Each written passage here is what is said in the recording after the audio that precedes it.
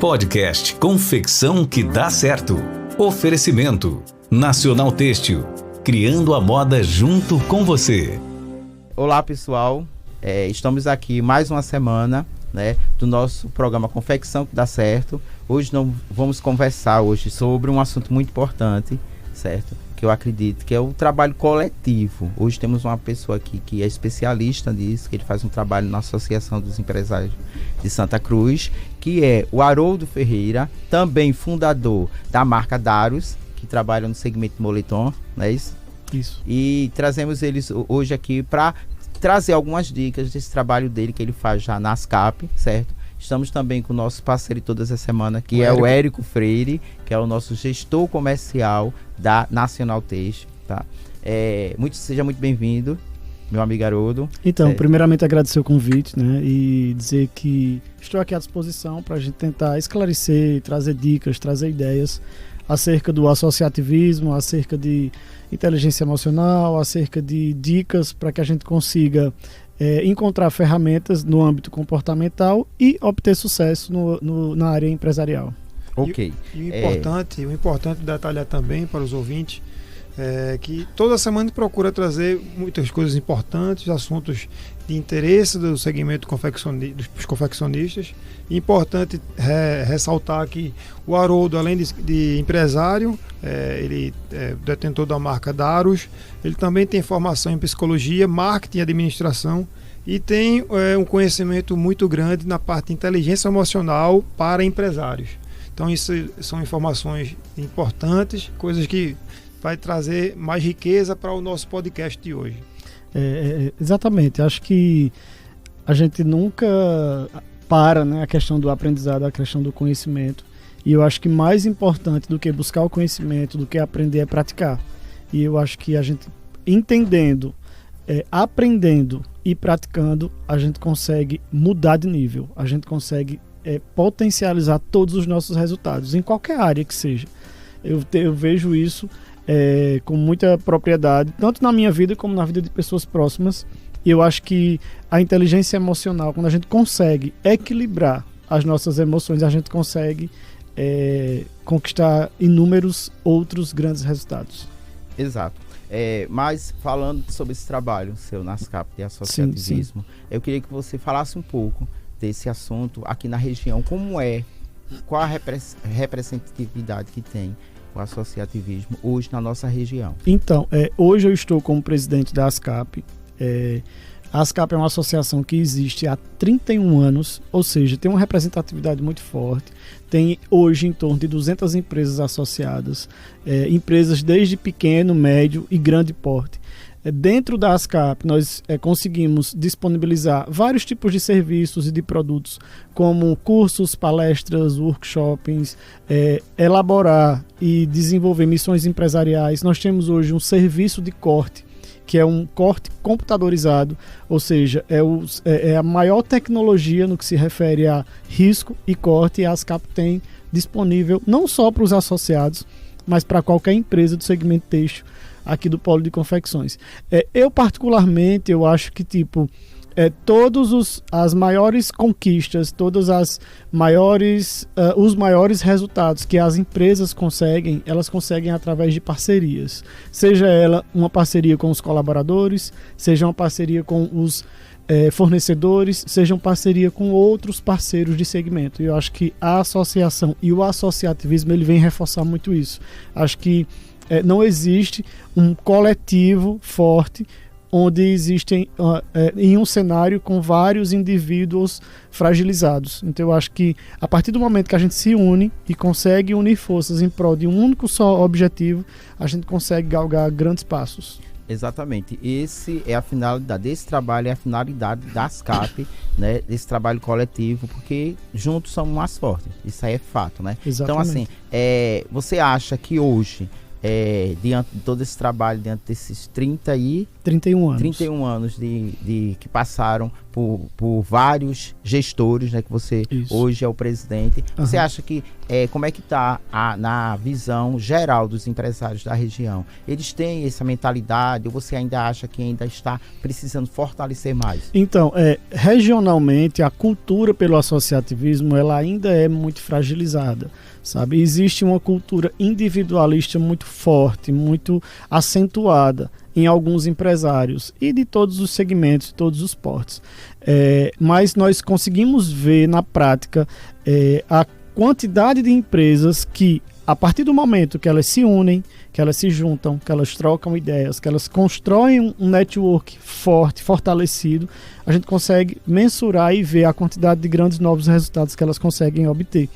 Então eu acho que ainda assim é um número pequeno as empresas que nós temos associadas, tendo em vista o nosso ecossistema de empresas aqui do Polo, né? Nós temos hoje um pouco menos de 200 empresas associadas na ASCAP, que é a Associação Empresarial de Santa Cruz do Capibaribe, mas já foi muito mais acanhado, digamos assim. Hoje em dia nós vemos que as pessoas que buscam, que se conectam, que se qualificam, que querem de fato trazer um diferencial para a sua empresa, quando elas entram em contato com a associação e começam a consumir os produtos da associação, a gente vê que realmente são empresas que começam a se destacar no cenário, não só regional, mas como cenário nacional. Mas diante aí do que você falou, ainda tem um longo caminho a ser percorrido. Sim, né? E não é uma realidade só nossa, sabe? Nós temos acesso a outras associações do sul, do sudeste do Brasil. A questão do associativismo, ele é fragilizado mesmo em todo o território nacional. Existe uma cultura a nível nacional da individualização, né? Da empresa pensar nos próprios lucros, nos próprios resultados e muitas vezes não buscar a troca de experiência, que em determinadas situações é exatamente essa troca de experiência que é necessário para a empresa conseguir conquistar os resultados que almeja. Mas eu acho que já cresceu bastante. Eu acompanho há vários anos o trabalho da ASCAP junto com os confeccionistas.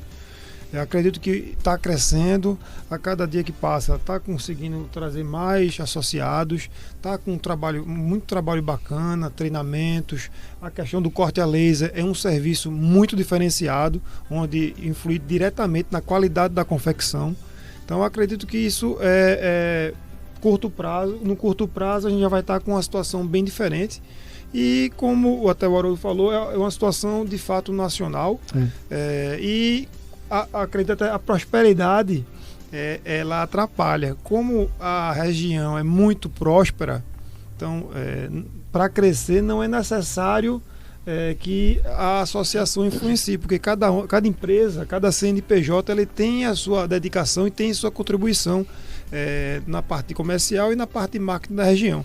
Termina aqui, a associação ela não garante, porque o próprio CNPJ, o próprio individual, o empresário, ele está tendo um diferencial. Então, ela entra como um complemento, não como uma única saída. Exatamente. E só para acrescentar aqui nas palavras de Érico, nessa gestão da ASCAP, nós estamos na ASCAP de agosto de 2023 até agora, né, até meados de novembro de 2024, nós conseguimos aumentar em torno de 25% a quantidade de empresas associadas. É um número muito significativo.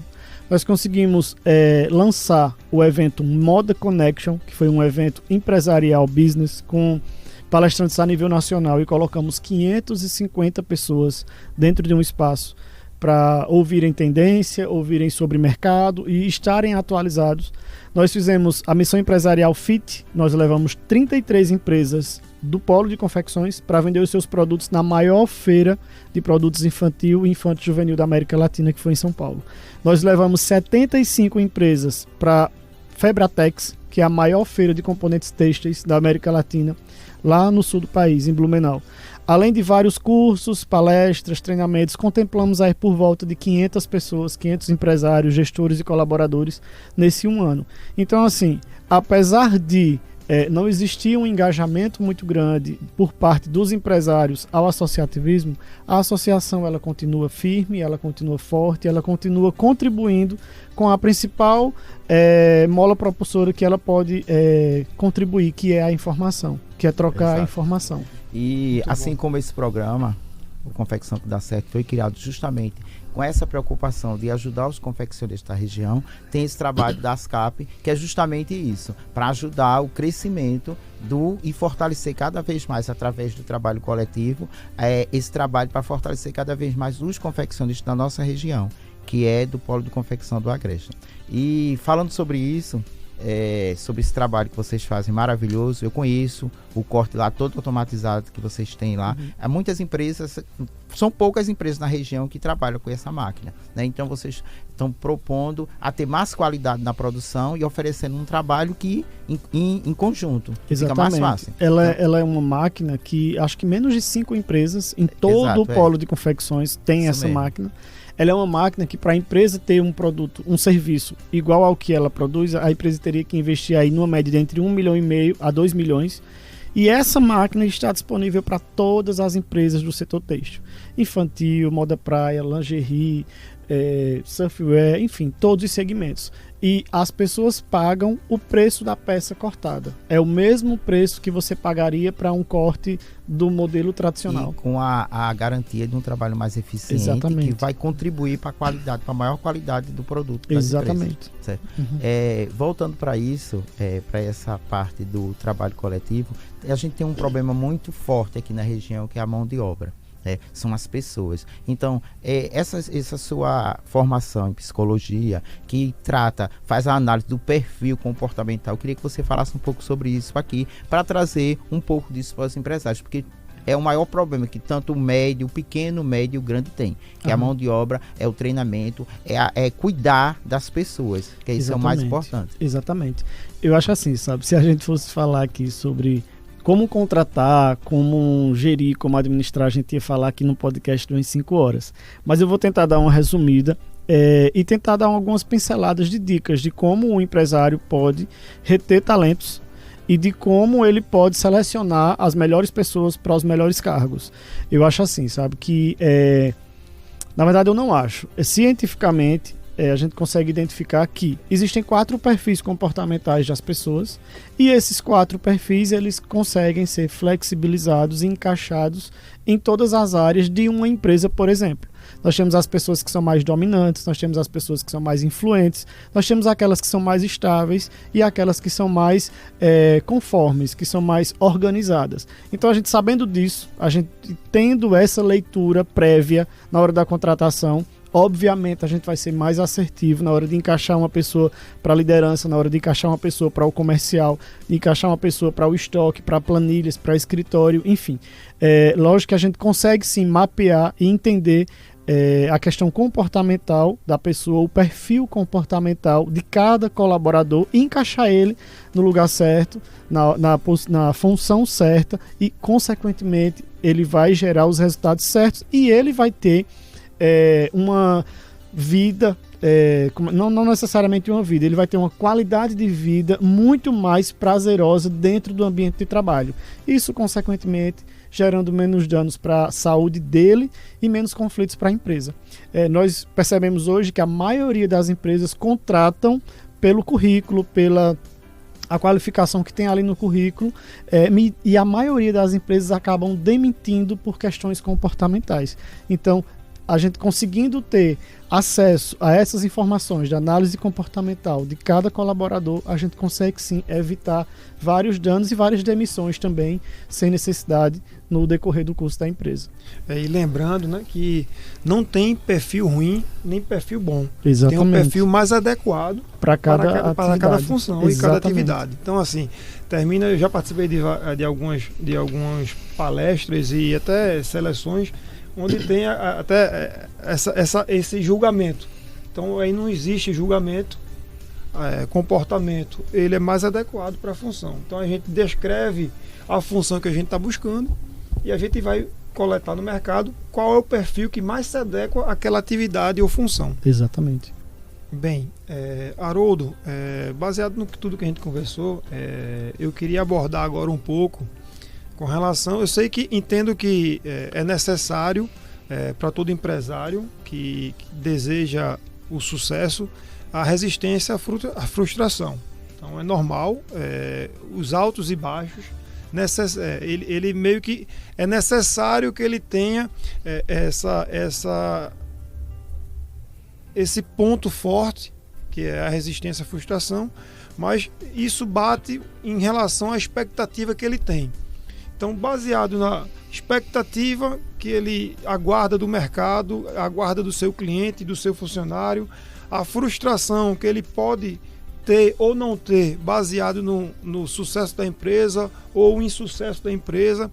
O que é que você tem de dica para nosso confeccionista? Qual é trabalhar a sua inteligência emocional para realmente captar as oportunidades que existem no mercado e não se abater, não se desmotivar e continuar crescendo? É muito boa essa pergunta, Érico. E eu acho assim, sabe? Eu acho que eu poderia até substituir a palavra expectativa por a palavra perspectiva. Porque eu acho, e eu particularmente, eu trabalho dessa forma, eu funciono dessa forma, que nós conseguimos construir todos os nossos resultados. Então eu acho que a gente meio que pode deixar um pouquinho de lado a expectativa e aguardar num formato de perspectiva dentro dos nossos projetos, dentro do nosso planejamento estratégico, dentro das nossas ações, dentro dos nossos planos de ações. Então eu acho que a empresa, ela só trabalha em um ambiente harmônico, sobretudo o empresário, ele só fica de uma forma, até com a saúde mental equilibrada, se ele tiver uma perspectiva de futuro positiva. E como é que ele consegue fazer isso? Ele vai conseguir ter uma perspectiva de futuro positiva se ele mapear. Ele mapear o financeiro dele, saber onde ele quer chegar. Ele mapear o crescimento da empresa em X tempo e saber onde ele quer chegar. Ele mapear todos os relacionamentos dele, seja com fornecedores, seja com clientes, seja com colaboradores. E ele entender onde que ele precisa melhorar. Ele dá uma mapeada em como é que ele precisa atuar para que ele consiga atingir um equilíbrio. Ele tendo essa perspectiva que esse equilíbrio é possível, ele mapeando tudo, colocando no papel e fazendo planejamento estratégico, obviamente com um plano de ação, e executando todas as tarefas nesse plano de ação, ele vai estar sob o controle de todas as decisões, ele vai estar no comando de todos os resultados e óbvio que no curso vai ter alguns obstáculos, ele vai precisar ir ajustando essa rota durante o caminho, mas vai ser muito mais tranquilo para ele, e essa perspectiva positiva de futuro é o que vai fazer ele acordar com motivação, é o que vai fazer ele tomar as decisões assertivas, é o que vai fazer ele investir em projetos ousados na hora certa, na medida certa, e consequentemente a empresa dele vai crescer. E termina ficando mais preparado para a frustração. Exatamente. E as frustrações, elas vão acontecer. As coisas erradas, elas vão acontecer. Os imprevistos, eles vão continuar acontecendo. A diferença é que ele vai estar preparado para ajustar o curso do planejamento estratégico dele e ele vai encontrar soluções, pessoas, parcerias de uma forma muito mais prática, óbvia e muito mais leve. Ele vai estar na posição de tomada de decisão de uma forma muito mais segura. Exato. Muito bom. Eu sempre falo aqui, né, pela experiência que eu venho de empresas aqui da região, empresas em Recife também, e a gente vê que as pessoas precisam, é visível e notório a falta daqui da região desse planejamento estratégico que você está falando. É necessário que tenha esse planejamento estratégico para poder a gente não contar só com o plano A, e sim com o plano A e com o plano B, certo? Uhum. E uma coisa também muito importante é essa parte comportamental, porque clientes são pessoas, funcionários são pessoas, e a gente precisa admitir essa metodologia de admissão que a maioria das empresas aqui tem, ainda não funciona dessa forma, onde a gente pega o currículo, que o currículo diz muito sobre o candidato, mas não é tão assertivo. Hoje, por experiência que eu já tenho em seleções em empresas, eu mesmo procuro analisar mais o comportamento e o caráter da pessoa, que a gente consegue ali conversando, identificar alguns pontos da pessoa positiva e alguns pontos negativos também, que a gente vai fazer uma análise, e nessa análise a gente ser mais assertivo na contratação, certo? Uhum. E as empresas aqui da região, poucas empresas, eu acho que, como você falou da máquina, do corte automatizado, acho que muito poucas empresas hoje têm um setor de RH, setor de recursos humanos, não funciona muito aqui nas empresas. Eu queria que você falasse, por ser formado já em psicologia, como você já tem essa análise de perfil, eu queria que você falasse um pouco da importância de um RH dentro da empresa. Eu acho que é fundamental, né, a importância de um RH. No entanto, nós estamos falando também de um cenário com um número gigantesco de pequenas empresas, né, de empresas de iniciantes, de empresas de arranjo familiar. Então, a gente entende também que para nem todas as empresas esse é o momento de contratar um RH, por exemplo. Óbvio que se a empresa ainda não tem a estrutura para contratar um RH, então ela contrata um profissional, pelo menos para fazer o recrutamento e seleção, ela contrata um profissional para fazer um acompanhamento, nem que seja alguns dias na semana ou até algumas horas. Tudo dentro da realidade atual da empresa. Mas se a empresa já tem uma certa estrutura, já tem uma equipe formada, se tem mais de 10 pessoas, eu acho que já cabe sim alguém, não só para recrutar e selecionar, mas principalmente para reter os talentos, para entender quem que fica em cada posição, para entender esse comportamento dentro dessa equipe, entender o momento de colocar pessoas novas, entender o momento de desligar pessoas que talvez não estejam com aquela produtividade dentro do que a empresa precisa. Então é muito importante, mas voltando um pouco para falar com aquele empresário que ainda não tem a estrutura para montar um RH. Hoje em dia existem muitos cursos, hoje em dia existem muitas informações na internet, que aí a pessoa ela pode sim estar se munindo de informações para na hora de um recrutamento, na hora de uma seleção, ela conseguir pelo menos fazer uma entrevista bem feita, ela conseguir identificar dentro dessa entrevista alguns pontos, algumas ações que são importantes, algumas falas que são importantes, que ele saiba antes de contratar essa pessoa. Então eu acho que não é só, principalmente, não é só contratar pelo currículo, também não é só contratar por indicação e não é só contratar a primeira pessoa que aparecer. Nós sabemos que hoje, principalmente na área têxtil, a gente está com uma dificuldade muito grande de contratar por não ter pessoas disponíveis para o mercado.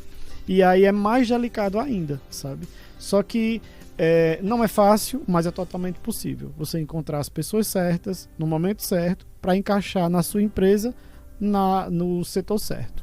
E em relação a treinamentos, você teria alguma sugestão de treinamento para o pessoal que já são da empresa, os profissionais que já trabalham, já integram o quadro de profissionais da empresa? Você teria algum treinamento, assim, alguma sugestão de treinamento? O treinamento ele é essencial, né? Eu acho que não só no comercial, mas na produção, até nas pessoas do RH, caso já tenha o departamento de RH, ele é essencial. Por quê?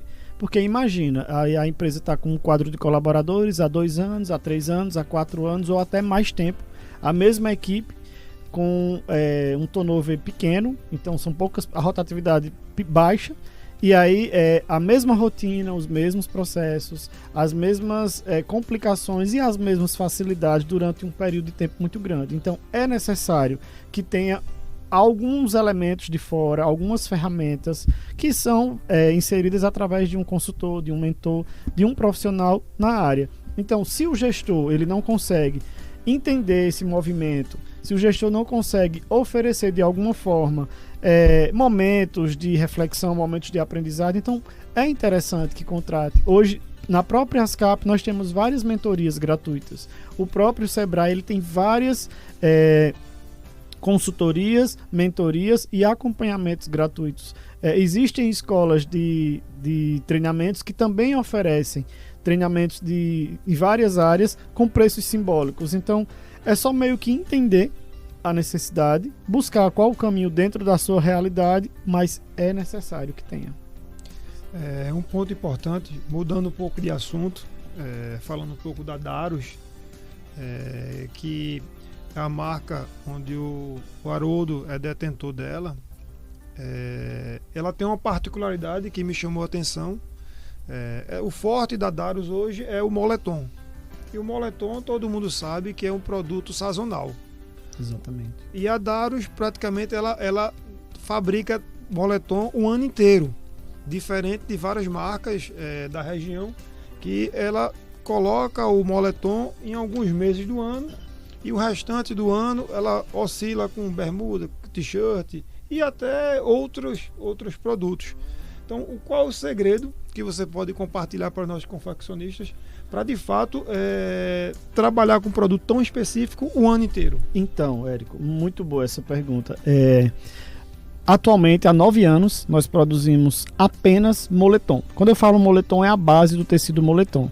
E aí, nesse moletom, nós produzimos uma infinidade de modelos de bermudas, de calças, de casacos, conjuntos e pijamas. E vendemos o ano inteiro esse segmento. Por que dá certo? Por que a gente consegue? Por que a gente consegue se sobressair nos períodos de sazonalidade? Porque a gente faz um planejamento estratégico muito preciso e tenta cumprir ele à risca. A gente tem o período do ano que a gente começa a estocar para o inverno. Todos os anos nós temos a data certa para lançar a coleção de inverno. No período do verão nós temos as nossas estratégias para continuar vendendo tão bem quanto o inverno. Além de, no período do verão, a gente inserir uns outros produtos, que são produtos mais atemporais para a nossa realidade. E aí sim a gente consegue manter um faturamento anual. Lembrando que há 9 anos nós estamos no mercado apenas com esse segmento.